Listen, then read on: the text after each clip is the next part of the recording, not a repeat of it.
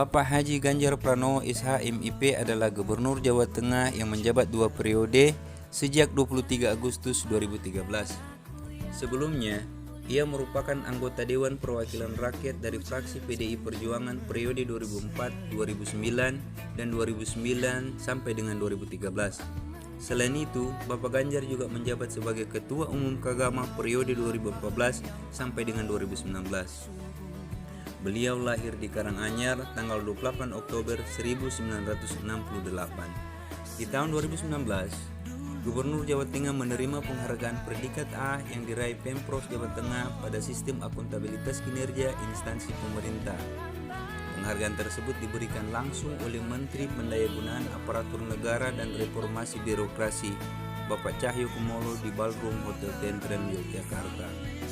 Di bawah kepemimpinan Ganjar Pranowo, Jawa Tengah meraih beberapa penghargaan, antara lain penghargaan Sakip, penghargaan dari KPK, penghargaan Paritrana, penghargaan HAM, pengendali inflasi nasional terbaik. Ada banyak pelajaran yang kita jadikan teladan pada diri Bapak Ganjar Pranowo terkait nilai-nilai akuntabilitas, yaitu 1. Tanggung jawab. Dari Bapak Ganjar Pranowo, kita dapat mengambil teladan dalam hal tanggung jawab, yang mana mengajarkan kita tentang dedikasi dan loyalitas yang tinggi, tentang apa yang kita kerjakan dan tugas-tugas yang diembankan dapat diselesaikan secara tuntas dan dengan hasil terbaik, serta mampu mempertanggungjawabkannya. 2. Jujur. Gubernur Jawa Tengah mengajarkan kita tentang kejujuran dalam melaksanakan tugas. Hal ini dengan memberikan laporan kinerja dengan bukti nyata dari hasil dan proses yang kita kerjakan. 3. Orientasi publik. Dalam kepemimpinan beliau menjadi seorang gubernur Jawa Tengah, beliau selalu mengutamakan kepentingan publik dibanding kepentingan pribadi atau golongan. Hal ini dapat kita lihat bahwa kebijakan yang beliau ambil selalu yang pro masyarakat, baik berupa kebijakan maupun regulasi-regulasi yang diterapkan di Provinsi Jawa Tengah. 4. Konsisten. Sebuah dasar daerah dapat maju bila mana perancangan pembangunannya baik dengan pemimpin yang bertindak konsisten dengan rancangan pembangunan yang ada. Hal ini bisa dilihat dari Bapak Ganjar Pranowo dengan konsistennya membangun Jawa Tengah menjadi lebih baik. Ini tercermin dari penghargaan untuk Jawa Tengah sebagai daerah yang juara 1 dalam perancangan pembangunan nasional. 5. Partisipatif. Bapak Ganjar Pranowo mencerminkan sosok yang partisipatif dalam hal membantu maju dan sejahtera daerahnya. Dan ini bisa dilihat dari beliau aktif dalam memajukan perekonomian masyarakat Jawa Tengah. Terbukti banyak pedagang yang sangat terbantu penjualan produknya dari lapak Ganjar, sebab beliau sendiri siap menjadi model dari produk-produk tersebut.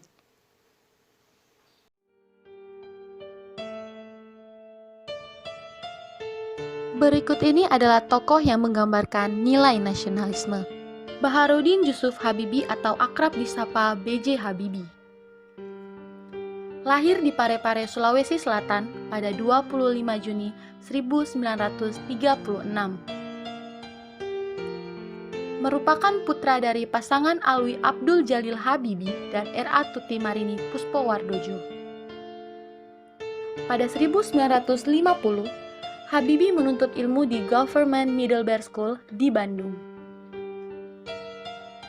Pada 1954, Habibie melanjutkan studi ke Fakultas Teknik Universitas Indonesia Bandung yang sekarang merupakan Institut Teknologi Bandung atau ITB. Pada 1955 sampai dengan 1965, Habibie melanjutkan studi teknik penerbangan, spesialisasi instruksi pesawat terbang di RWTH Aachen University, Jerman Barat.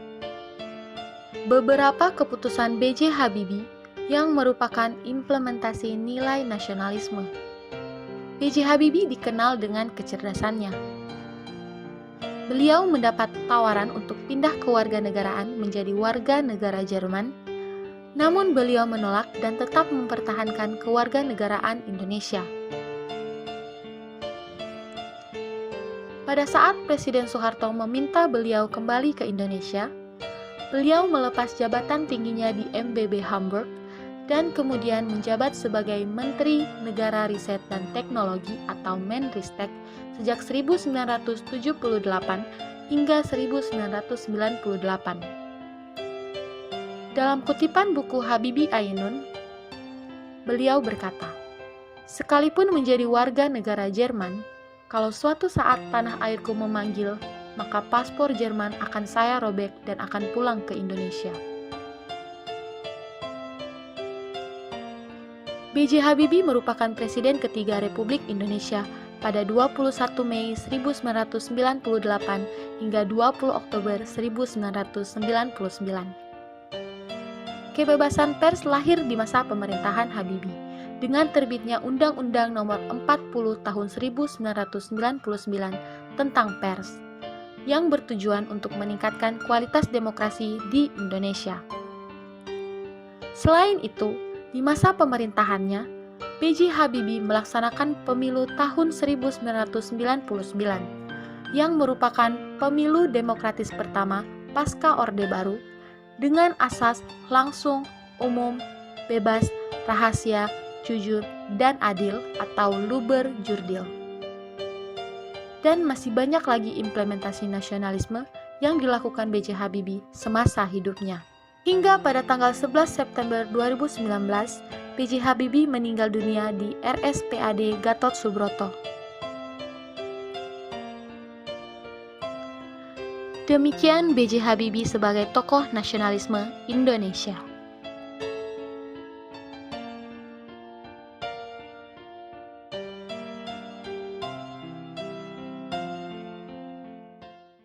Tokoh nasional yang menerapkan nilai etika publik, Dr. Insinyur Tri Risma Maharini atau yang akrab disapa Ibu Risma, kelahiran Kediri, Jawa Timur, 20 November 1961. Karir beliau dimulai menjadi Kepala Seksi Tata Ruang dan Tata Guna Tanah di Kota Surabaya pada tahun 1997. Bu Risma adalah Wali Kota Surabaya yang menjabat selama 2 periode, yaitu tahun 2010 hingga 2015 dan tahun 2016 hingga 2020. Kemudian, beliau diangkat sebagai Menteri Sosial Republik Indonesia sejak 23 Desember tahun 2020. Sebagai seorang Menteri Sosial, terdapat nilai-nilai dasar ASN yang dapat kita teladani dari sosok Ibu Risma. Salah satunya adalah etika publik. Implementasi nilai etika publik yang dapat kita pelajari pada diri Ibu Risma yaitu Beliau sebagai pelayan publik bersikap adil dan tidak diskriminatif. Terlihat bahwa Ibu Risma selalu menuntut pemerataan pelayanan kepada masyarakatnya. Tidak pilih kasih, tidak membeda-bedakan ras, suku, dan agama dalam memberikan pelayanan. Ibu Risma juga terlihat selalu membela jika terjadi ketidakadilan pada pelayanan yang diberikan. Ibu Risma merupakan sosok yang selalu menunjukkan sikap yang terbuka, tulus, sopan, transparatif, dan bersikap hormat. Sebagai Menteri Sosial, Ibu Risma selalu menyampaikan sesuatu sesuai dengan peraturan yang berlaku dan memberikan informasi secara benar kepada publik. Beliau juga tak segan turun langsung ke masyarakat untuk mendengarkan dan mencarikan solusi dari permasalahan yang ada di lapangan. Dari sikap tersebut, dapat dilihat ketulusan beliau dalam melakukan pelayanan dengan ikhlas dan tanpa pamrih. Bagaimana pendapat Anda tentang karikatur yang beredar di dunia maya ini? Tentu sangat erat kaitannya bukan dengan komitmen mutu Ya, komitmen mutu adalah janji pada diri kita sendiri atau pada orang lain yang tercermin dari tindakan kita sendiri. Untuk menjaga kinerja mutu pegawai, semua harus diorientasikan pada kualitas hasil yang dipersepsikan oleh individu terhadap produk atau jasa, apakah itu baik atau buruk. Adapun 4 dasar komitmen mutu yaitu: yang pertama, orientasi mutu. Dan yang kedua, efektif. Yang ketiga, efisien. Dan yang keempat adalah inovatif. Banyak cara yang dapat dilakukan untuk senantiasa memperbaiki mutu layanan dari pegawai ASN kepada publik. Salah satu contohnya kita dapat menilik kepada kiprah seorang tokoh publik yang belum lama ini menggantikan Juliari Batubara sebagai Mensos Kabinet Indonesia Maju Jokowi yang terkena kasus dana korupsi Bansos Corona, yaitu Ibu Tri Risma Harini. Ibu Tri Risma Harini lahir di Kediri, Jawa Timur 20 November 1961. Perempuan yang akrab disapa Ibu Risma itu menjabat sebagai Wali Kota Surabaya pada tanggal 28 September 2010 hingga 28 September 2015. Beliau adalah anak ketiga dari 5 bersaudara dari pasangan Muhammad Husaini dan Siti Mujiato. Masa kecil Risma lebih banyak dihabiskan di Kediri. Dikarenakan beberapa hal, Risma dan saudara-saudaranya harus pindah ke Surabaya ketika menjelang usia remaja. Tri Risma Harini menikah dengan Joko Sabto Aji dan dikaruniai 2 orang putra-putri bernama Fuad Bernardi dan Tantri Gunarni. Ibu Risma adalah wanita pertama yang terpilih sebagai wali kota Surabaya sepanjang sejarah. Ibu Risma juga tercatat sebagai wanita pertama yang dipilih langsung menjadi wali kota melalui pemilihan kepala daerah sepanjang sejarah demokrasi Indonesia. Berderet prestasi diraihnya mulai dari prestasi kota maupun wali kota. Wali kota yang dinobatkan sebagai wali kota terbaik ketiga sedunia tahun 2014. Wali kota yang berada di urutan 24 dari 50 tokoh berpengaruh sedunia versi Fortune tahun 2015 ini adalah kebanggaan masyarakat Surabaya.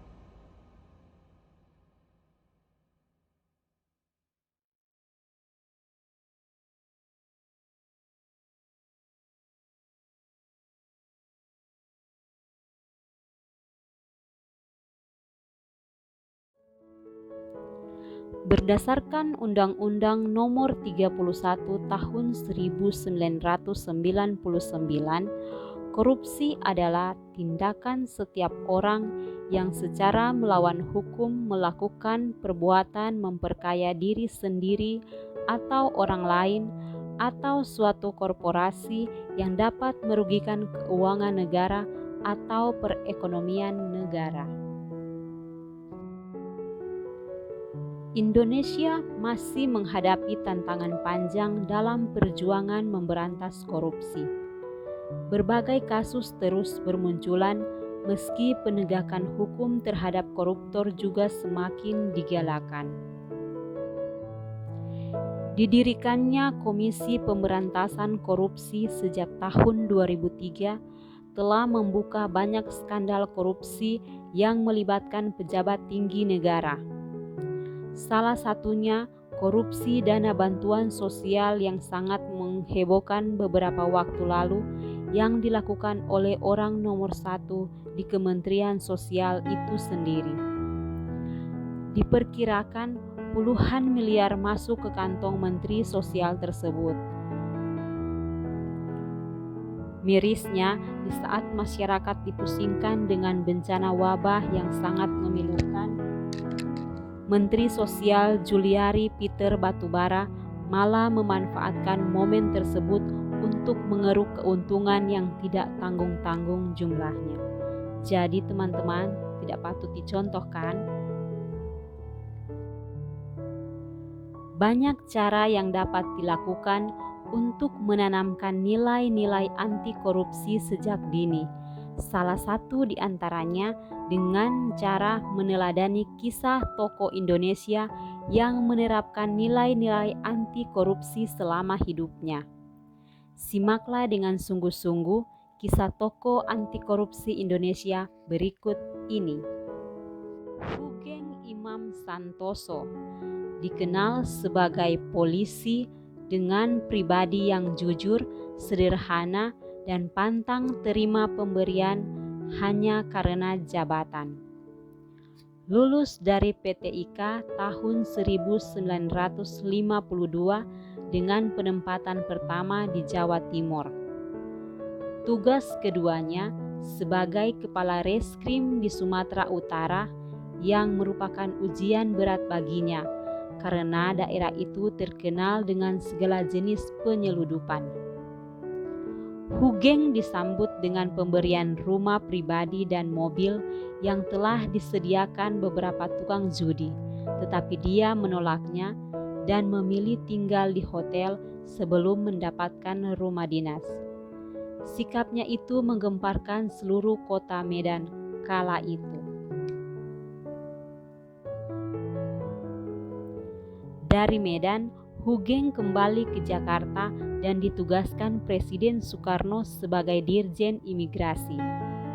Saat itu, Hugeng meminta istrinya Mary untuk menutup toko kembang miliknya karena khawatir koleganya memborong kembang untuk maksud tertentu. Ketika menjabat sebagai Menteri Sekretaris Kabinet, Hugeng menolak pengadaan mobil dinas untuk keluarga dan juga mengembalikan 2 motor hadiah pada hari kedatangannya. Ia tetap tidak mau menerima hadiah yang tidak jelas peruntukannya. Ketika menjadi Kapolri, Hugeng terpaksa membayar biaya sewa rumahnya melalui wesel karena pemilik rumah tidak mau menerima bayaran. Hugeng sangat menghindari politik balas budi meskipun itu dalam bentuk yang paling sederhana. Pada tahun 1971, Hugeng membekuk penyeludupan mobil mewah melalui pelabuhan Tanjung Priuk dan dimasukkan dengan perlindungan tentara. Hugeng Imam Santoso meninggal tanggal 14 Juni tahun 2004 dan dimakamkan di Bogor, Jawa Barat. Demikian kisah Bapak Hugeng yang bisa memberikan contoh konkret bagaimana kita seharusnya bersikap menjadi pribadi yang baik, rela berkorban, memperjuangkan kebenaran dan keadilan, berperilaku hidup sederhana, amanah, tidak korupsi, mampu menjadi agen perubahan, berani berlaku jujur, dan tegas mengungkap ketidakjujuran seperti pahlawan anti korupsi Indonesia.